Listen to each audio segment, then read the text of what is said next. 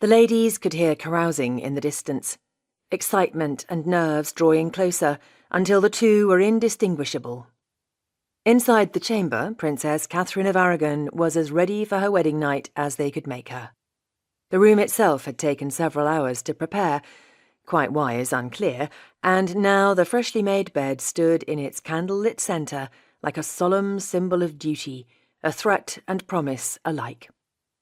The room was full of ladies-in-waiting, from Jane Vaux, Lady Guildford, one of Queen Elizabeth of York's attendants, to teenager María de Salinas, raised in the Castilian royal household and sent with the princess to England. Women were at the heart of this, the most significant of national events, as they were for every intimate occasion at court. The chamber door opened to reveal Prince Arthur, who had been carried bodily from the hall by a host of raucous young men of dubious sobriety. The wedding breakfast, hosted by the Bishop of London in his palace next to St. Paul's Cathedral, had lasted all afternoon and most of the evening. While the ladies had been readying the princess, the men had continued to roister. Now, both Catherine and Arthur were placed together in the bed and blessed by bishops.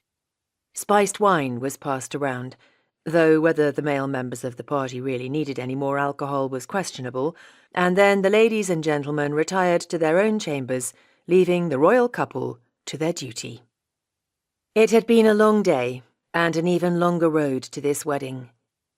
When it had first been planned 12 years ago in 1489, Jane Vaux had not been long married herself.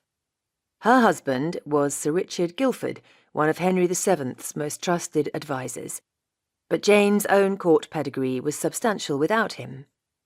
She had been raised and educated in the household of the king's mother, the formidably intelligent Lady Margaret Beaufort, and had served Queen Elizabeth of York before becoming lady governess to the latter's two daughters, Princesses Margaret and Mary.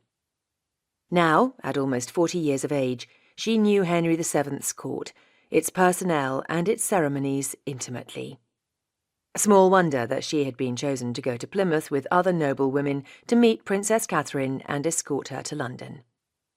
This damp, muddy, autumnal progress through the lush green English countryside was the first opportunity for the princess and her household to begin to learn how things were done here, how to follow the small, unwritten social rules of a new court and avoid faux pas, all things that ladies-in-waiting were supposed to teach a new queen or princess.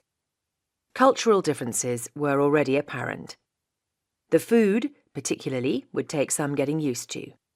There was more meat here and less fruit, especially citrus, and the spices were different. Even their clothes marked them out. The Spanish wore the verdugado, a hooped skirt like an early farthingale, and platform shoes called chaperones to lift them clear of street dirt. Jane, in her more closely fitted gowns and flat-heeled shoes, would have found them strange.